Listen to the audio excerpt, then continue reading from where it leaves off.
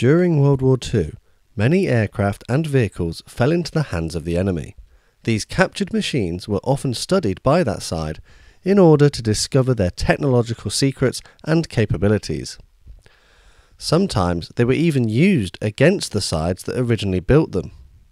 Join me in this video as I build a custom Airfix Spitfire Mk.1a in German colours. Hello and welcome to Model Minutes. In this video I'm building the popular Supermarine Spitfire Mk.1a gift set from Airfix in 1/72 scale, but finishing it in my own custom captured German Luftwaffe paint scheme. Before we start the kit, as always, remember that adult supervision may be required due to the use of sharp tools and toxic paints and chemicals. Airfix recommends this kit for those aged 8 years old and over. The box features a well-drawn image of the Spitfire on the front and the decal and painting instructions on the rear. Inside the box you'll find a bag of components, the instructions, decals, paints, a brush and a tube of cement. For a full review and guide on how to construct this kit as per the instructions, I'll link my beginner's guide featuring this kit in the description beneath this video, so feel free to take a look. The general construction of this kit will remain the same, but the real difference will come later when I begin the paint scheme. The parts of the kit are well moulded and come on 2 grey plastic sprues, and a smaller clear one holding the cockpit canopy. The kit is a skill level 1 and is designed to be easy to build, which it is thanks due to the lack of any flash on the components and the relatively low number of parts. The first step was to give the parts a good clean in warm soapy water. This helps to remove any oil or grease that might be present or left over from the moulding process. It will also give a good clean surface for paints and cement to stick to. The parts were left to air dry, avoiding the use of cloths as this can leave fibres on the plastic and ruin any subsequent paint finish. I began the construction of this kit by removing all the parts for the cockpit from the sprue using a sharp knife and cleaning up any burrs with a nail file. These parts were glued together using Tamiya extra thin cement. I like this glue because it has a good flow quality and bonds quite quickly. The applicator brush included in the lid of the bottle helps ensure accurate placement of the cement.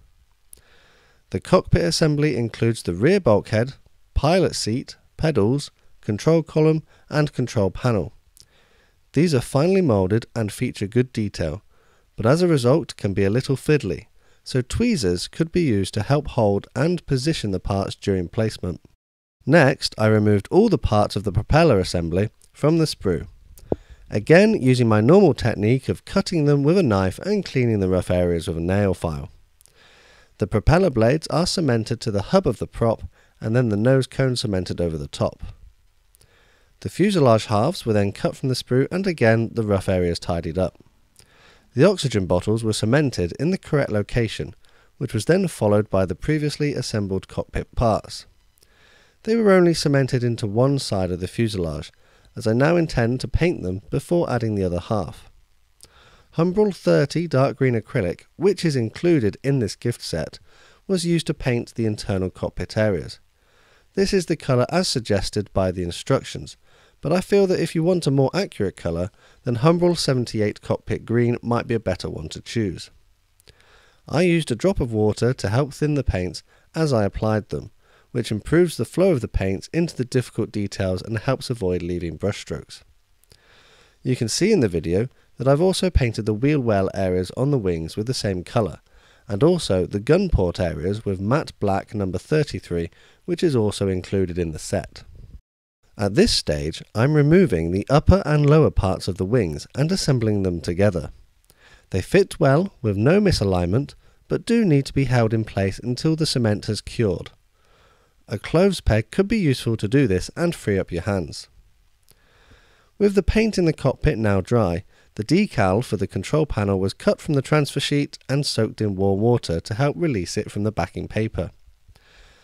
The control panel was given a coat of Humbrol decal fix which will help the decal soften onto the surface of the part and look as though it's painted on.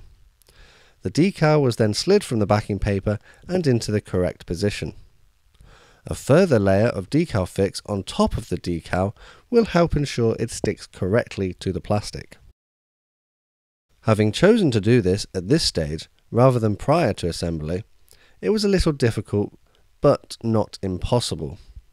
An easier option would have been to paint and decal the cockpit parts prior to assembly, but that can be at the cost of good bonds between the plastics due to the presence of the paint. The propeller assembly is then placed into its position, and, if careful, with the application of the cement it can be made to turn freely.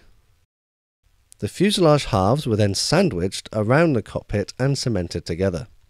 A little bit of persuasion was required as the cockpit wasn't quite aligned properly and had to be manipulated to get it to fit correctly, but after some perseverance I was successful. The wings were then added to the model. Again, this needs a little bit of manipulation to get a good position due to the very tight tolerances that Airfix have built into the design of this kit. The rudder and elevators were removed from the sprues and cemented into the correct positions. Care has to be taken at this stage to make sure they are at the correct angle when installed, in order to prevent them from looking wonky. The details on the bottom of the wings were then added. These consist of the various vents and exhausts that the Spitfire features on its belly. Next, I began painting the underside of the aircraft. I'd done a little research on the kinds of paint scheme that a captured German Spitfire might have, and settled on using Humbrol 24 matte yellow acrylic, which was thinned with a little water. I chose this colour as many captured aircraft were often given brightly coloured undersides in an attempt to help distinguish the aircraft from those of the enemy to friendly ground forces. The last thing they wanted was to have their newly captured Spitfire shot down by their own anti-aircraft guns. Due to the paint being thinned, a few coats were required to get a good even finish. Whilst that paint was drying, I painted the landing gear and wheels whilst they were still on the sprue.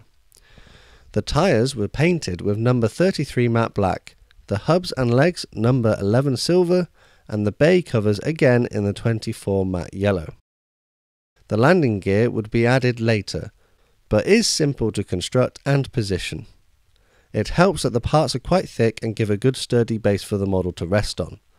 The option to depict the wheels raised is also included, however. The top side of the Spitfire was given a base coat of Humbrol acrylic number 106 matte ocean grey. I took my time to try and get a nice clean edge between this and the yellow on the fuselage by hand. Masking tape could be used instead, however, if you feel it needs it. Following a couple layers of this paint, when it was dry I moved on to the next colour. I decided to replicate a Luftwaffe splinter type camouflage using Humbrol 117 US light green matte acrylic. I did this completely by eye, but again using masking tape could help ensure really neat straight edges, but I was happy with my results. Unfortunately, it would seem that due to an error, I was unsuccessful at recording the application of the decals.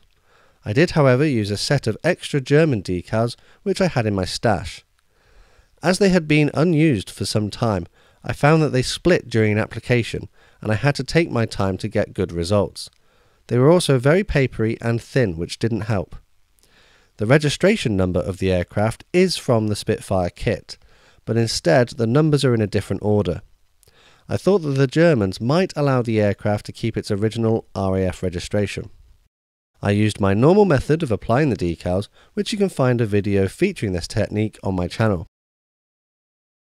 Following the decals and their subsequent sealant with a matte varnish, I then added some dry brushed Humbrol metal coat aluminium in various areas of the model to simulate chipped paint and exposed metal underneath. You might be able to notice that I've already applied a dark wash by this point, which helps bring out the recessed details. The clear landing light on the underside of the model was added using a general purpose glue to prevent it from looking cloudy. The canopy, which had previously been painted with Humbrol 117 acrylic to match the camouflage, was then cut from the sprue and added to the model. It does require a little bit of material to be removed in order to get it to fit correctly, and even then it was such a tight fit that I did not end up gluing it on. A black pastel was then used to simulate smoke from the gun ports, and exhaust stains on the nose. It was rubbed in the relevant area and then the excess brushed in the direction of the airflow with a clean dry brush. A piece of stretched sprue was then added to the aerial to simulate the radio wire. For more information on how to stretch sprue, I made a tutorial on this, so why not take a look. It was cemented in place and then given a coat of Humbrol 53 gunmetal grey to give it a more realistic colour. And that's as far as I went with my custom German Spitfire. I'm pretty happy with the results, but a little disappointed that due to my technical error in filming, I was unable to show you all the stages of the construction of the kit, particularly the decals, as they were quite troublesome. The decals were not from Airfix, but were from Xtradecal, and I'm not sure I'd be keen to get more if they're all like the ones I had. I rather like the paint scheme, as I feel it's in keeping with the earlier Battle of Britain style camouflage that would have been appropriate for a captured Spitfire Mk.1. A number of Spitfires were captured following the fall of France and subsequent retreat, some being left behind at forward airfields but being sabotaged by their crews, and others forced to land for various reasons behind German lines. The Luftwaffe employed captured aircraft in various ways, initially by assessing them and their capabilities against their own planes in order to come up with useful technology and tactics, but also by flying them in training and reconnaissance roles. As far as my model goes, it's a fictional aircraft that I thought I'd have a go at, as it would be an interesting addition to my collection and a conversation piece. As always, let me know what you think of my build, techniques and finished model in the comments below. I'm also keen to hear your suggestions as to other kits that you'd like to see me build on my channel, so feel free to post that too. All that's left to say is thanks for watching this video, and don't forget to leave a like if you enjoyed it. Subscribe and click that notification button in order to see more content and help support the channel. And feel free to share this video with your family and friends. Don't forget that you can connect with me on social media. I'm on Twitter, Instagram and Facebook. See you all again next time.